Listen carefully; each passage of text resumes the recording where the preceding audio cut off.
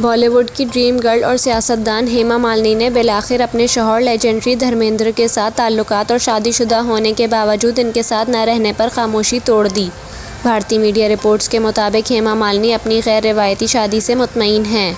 इनके वालिदैन ने इब्तदाई तौर पर धर्मेंद्र से शादी करने से इनकार कर दिया था क्योंकि वो पहले से ही शादीशुदा थे और प्रकाश कौर से इनके बच्चे भी थे। अब शादी के 43 साल बाद भी हेमा मालिनी को इस बात से कोई शिकायत नहीं कि धर्मेंद्र ने प्रकाश को तलाक दिए बगैर इनसे शादी की। धर्मेंद्र अब अपनी पहली अहलिया प्रकाश और इनके बच्चों के साथ रहते हैं। इस हवाले से एक हालिया इंटरव्यू में जब अदाकारा से सवाल किया गया तो उन्होंने कहा कि कोई भी ऐसा नहीं बनना चाहता, लेकिन जो हो रहा होता है इंसान को इसे कबूल करना पड़ता है। हर औरत चाहती है कि इसका शौहर हो, बच्चे हों, एक नॉर्मल फैमिली की तरह, लेकिन कभी कभार कुछ लोगों के साथ इनकी सोच से कुछ मुख्तलिफ हो जाता है।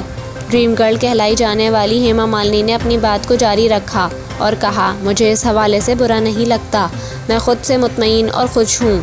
मेरे 2 बच्चे हैं जिनकी परवरिश मैंने बहुत अच्छे से की है। बेशक वो धर्मेंद्र मेरे साथ थे।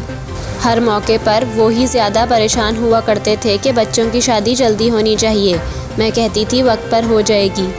भारतीय मीडिया के मुताबिक बहुत कम लोग इस बात से आगाह हैं कि हेमा की वालिदा जिया चक्रवर्ती चाहती थी कि अदाकारा की शादी भारतीय अदाकार जितेंद्र से हो। इस बात का तस्करा हेमा मालिनी की सवानाए हयात में भी किया गया है।